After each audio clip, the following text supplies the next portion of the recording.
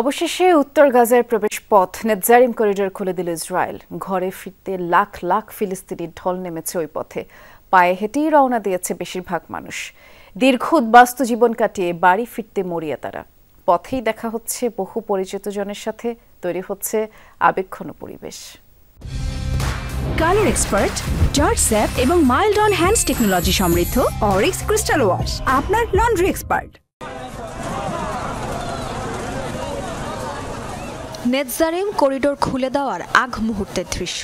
উত্তর গাজায় প্রবেশে লাখ লাখ ফিলিস্তিনি ঢল করিডোর অভিমুখে। পরিবার আর বাক্স প্যাট্রা নিয়ে টানা দুদিনও রাস্তায় পার করেছেন অনেকে। সড়কে মোটর গাড়ির পাশাপাশি চলছে গাধা চালিত গাড়িও।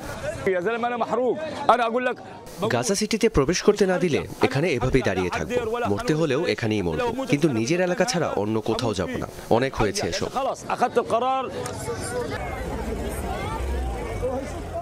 নিজ এলাকা থেকে বিতাড়িত হয়ে টানা 15 মাস গাজায় বিভিন্ন জায়গায় ছড়িয়ে ছিটিয়ে ছিলেন উত্তর গাজার বাসিন্দারা। দীর্ঘদিন যোগাযোগ নেই পরিবার, বন্ধু বান্ধবের সাথে। রাস্তায় পরিচিত জনদের সাথে হঠাৎ দেখা হয় আপ্লুত ফিলিস্তিনিরা। বাচ্চাদের নিয়ে শীতে ঠান্ডায় কষ্ট পাচ্ছি। গতকাল থেকে উত্তর গাজায় প্রবেশের অপেক্ষা করছি। জানি না ওই ইহুদিরা যেতে দেবে কিনা, তবে ঘরে ফেরা ছাড়া আর কিছুই চাই না।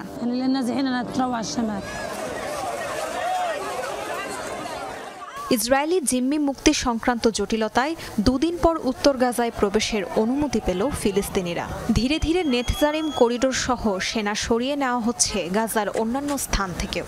গত 15 মাসে গাজার উত্তরাঞ্চল থেকে বাস্তুচ্যুত হয়েছেন 6,50,000 ফিলিস্তিনি। তাজরিয়ান সোবহান, যমুনা নিউজ।